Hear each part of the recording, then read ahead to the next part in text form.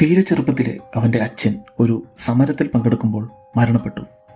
അവൻ്റെ അമ്മ നഗരത്തിൽ ജോലി തേടിപ്പോയി, പക്ഷേ ഒരിക്കലും തിരിച്ചു വന്നില്ല. ദിവസങ്ങളോളം അവൻ അമ്മയെ കാത്ത് വീട്ടിലിരുന്നു. പട്ടിണി മൂലം അവൻ നഗരത്തിലേക്ക് ഇറങ്ങി.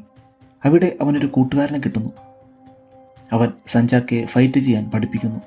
അവൻ മറ്റൊരു നഗരത്തിലേക്ക് പോകുന്നു. പക്ഷേ കൊച്ചു സഞ്ചാക്കയ്ക്ക് ആ ട്രെയിനിൽ കയറിപ്പറ്റാൻ സാധിക്കുന്നില്ല. അവൻ ആ നഗരത്തിൽ വളരുന്നു.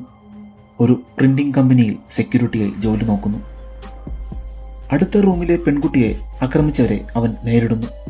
പെൺകുട്ടിയെ രക്ഷിക്കുന്നു. അവർ പകരത്തിന് അവനെ ആക്രമിക്കുന്നു. അന്ന് മഴയത്ത് കിടന്ന സഞ്ചാക്കയ്ക്ക് മിന്നലേൽക്കുന്നു.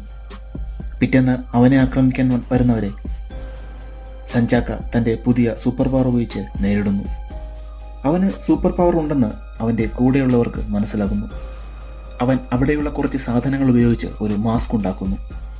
അവൻ രാത്രിയിൽ തൻ്റെ നാടിനെ നശിപ്പിക്കുന്നവരെ നേരിടുന്നു. കോർപ്പറേറ്റുകൾ സാധാരണക്കാർക്കുള്ള അരിയിൽ കെമിക്കലുകൾ ചേർക്കുന്നു. കുറേ ആളുകൾ മരിക്കുന്നു. വാക്സിനേഷൻ എന്ന പേരിൽ ബാധിക്കപ്പെട്ടവർക്ക് ഒരു തലമുറയെ തന്നെ നശിപ്പിക്കാൻ പോകുന്ന വിഷം നൽകാൻ ഗവൺമെൻറ് തീരുമാനിക്കുന്നു. പക്ഷേ സഞ്ചാക്ക അതിനെ തടയുന്നു.